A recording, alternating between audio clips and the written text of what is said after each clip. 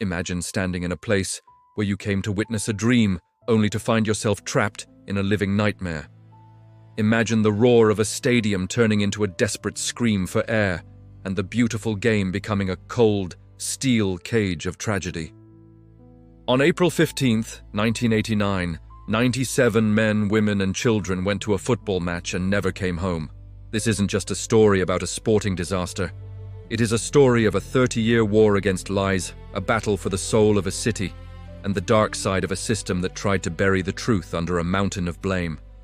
This is the Hillsborough Disaster, the day the music died in English football, and the day the fight for justice began. Welcome to Sportx Radar, where we dive deep into the moments that changed sports history forever. Today, we uncover the heartbeat of a tragedy that the world must never forget.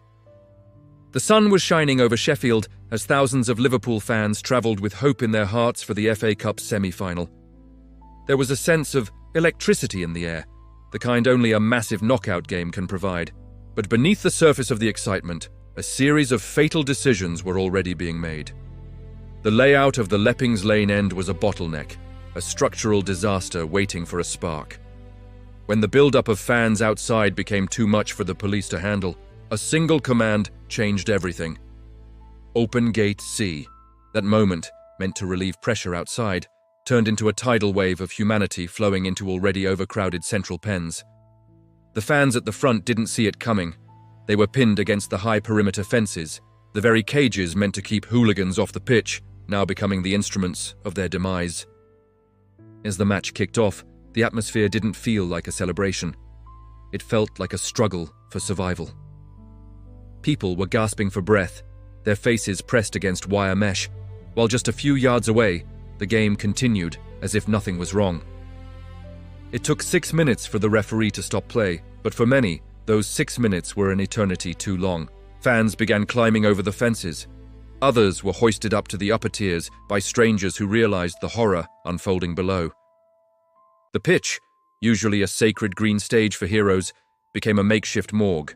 Ad hoc stretchers, made from advertising hoardings, carried the broken bodies of teenagers and fathers, while the police, the very people meant to protect them, initially stood in a line at the halfway line fearing a pitch invasion rather than realizing they were witnessing a mass casualty event. But as the bodies were being counted, a second, perhaps even more sinister tragedy began. The smear campaign. Within hours, the narrative was being twisted. High-ranking officials and tabloid headlines began whispering, then shouting, that the fans were to blame. They claimed the supporters were drunk, that they were ticketless, that they had fought against the rescuers. It was a calculated, cold-blooded attempt to shield the authorities from the consequences of their own incompetence. For decades, the families of the 97 were forced to grieve while being insulted by the state. They were told their loved ones were the architects of their own deaths. Can you imagine the pain of losing a child and then being told by your own government that it was their fault? The Justice for the 97 campaign wasn't just a legal battle. It was a testament to the iron will of the people of Liverpool. They refused to accept the lies. They boycotted newspapers, they marched in the streets, and they kept the flame of memory burning for 27 years until the truth was finally shouted from the highest courts. The 2016 inquest finally delivered the verdict the world had waited for. The fans were not to blame. They were unlawfully killed due to gross negligence. The wall of silence had finally crumbled, but the scars remain etched into the fabric of football forever. Hillsborough changed how we watch the game. No more standing terraces, no more perimeter fences. But it also taught us that the truth is a debt we owe to the fallen, no matter how long it takes to pay. As we look back at these haunting images and the stories of those who survived, we have to ask ourselves, how far would you go to defend the memory of someone you loved? The families of Hillsborough showed us that no lie is big enough to hide the sun forever. Their resilience is the true legacy of that dark day in Sheffield. If this story moved you, if you believe that justice should never be delayed this long, please show your support. We want to hear your thoughts in the comments. How do you think the world of football should continue to honor the 97? Hit that like button if you stand with the families, and subscribe to Sportx Radar to ensure these stories are never silenced.